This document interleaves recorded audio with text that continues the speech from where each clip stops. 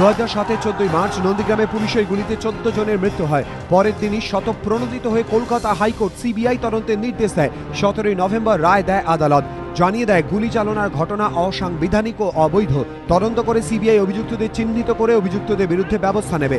তৎকালীন বাম সরকার রায় চ্যালেঞ্জ করে সুপ্রিম কোর্টের দ্বারস্থ হয়। ক্ষমতায় এসে সেই মামলা প্রত্যাহার করে বর্তমান তৃণমূল সরকার।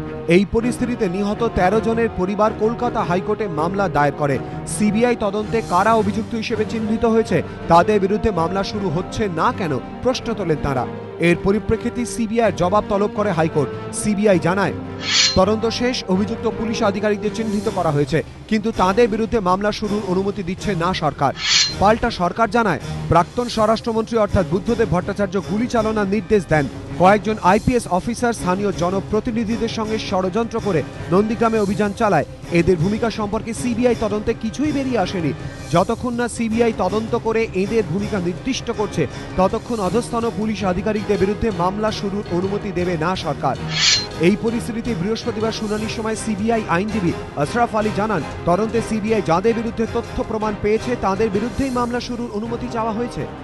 তদন্ত করা মানে সত্যকে উদ্ঘাটন করা। বিষয়টা এমন না যে কোনো নির্দোষ ব্যক্তিকে আমার রাগ আছে বা কিছু আছে তাকে নিয়ে এসে আমি সেই কেসে জড়িত করে দিলাম। ফলে সিবিআই যেটা করেছে সেটা সত্যকে উদ্ঘাটন করেছে এবং তারা যে এভিডেন্স সাক্ষ্য প্রমাণ পেয়েছে সেই বেসিসেই তারা চার্জশিট দিয়েছে এবং চার্জশিট রেডি করেছে। যাদের এগেনস্টে তাদের এগেনস্টে সাক্ষ্য প্রমাণ আছে, যাদের এগেনস্টে কিছু নেই তাদের এগেনস্টে আমরা কিছু করিনি।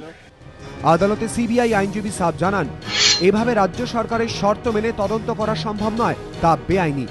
এই পরিস্থিতিতে আদালত জানিয়ে দেয়, সরকার শর্ত চাপাচ্ছে, এটাই যদি সিবিআইয়ের বক্তব্য হয় তবে লিখিতভাবে তাই জানিয়ে দেয়া হোক, আদালত তা খতিয়ে দেখবে। সংশ্লিষ্ট মহল মনে করছে, নন্দীগ্রাম মামলায় বর্তমান সরকারের লক্ষ্য এখন বুদ্ধদেব ভট্টাচার্য। প্রাক্তন সাংসদ লক্ষণ শেঠ, তৎকালীন আইজি পশ্চিমাঞ্চল অরুণ গুপ্ত, ডিআইজি মেদিনীপুর এন রমেশ বাবু, পুলিশ সুপার গঞ্জি শ্রীনিবাসনও সরকারের লক্ষ্য। কিন্তু সিবিআই তদন্তে এদের নাম উঠে না আসাতেই বেঁকে বসেছে রাজ্য। তবে আদালতের নির্দেশ সত্ত্বেও সিবিআই মতবিরোধ দূর করতে সরকারের সঙ্গে আলোচনায় না বসায় এদিন অসন্তোষ প্রকাশ করেছে কলকাতা হাইকোর্ট। আজকে নতুন স্ট্যাটাস রিপোর্ট সিবিআই জমা দেয়। সেই রিপোর্টে হাইকোর্ট মাইনর জাস্টিস অসীম ব্যানার্জি এবং মাইনর জাস্টিস মৃণালকান্তি চৌধুরী একেবারেই ডিসস্যাটিসফাইড হয়েছেন সেই ইনভেস্টিগেশনে, কারণ সেই দিন থেকে আজ অবধি ইনভেস্টিগেশনে একটুও প্রোগ্রেস হয়নি। আদালতের নির্দেশ, সরকারের সঙ্গে আলোচনায় বসে মতবিরোধ মেটাক সিবিআই। মামলার পরবর্তী শুনানি 17 সেপ্টেম্বর। ধ্রুবজ্যোতি প্রামাণিক, এবিপি আনন্দ, কলকাতা।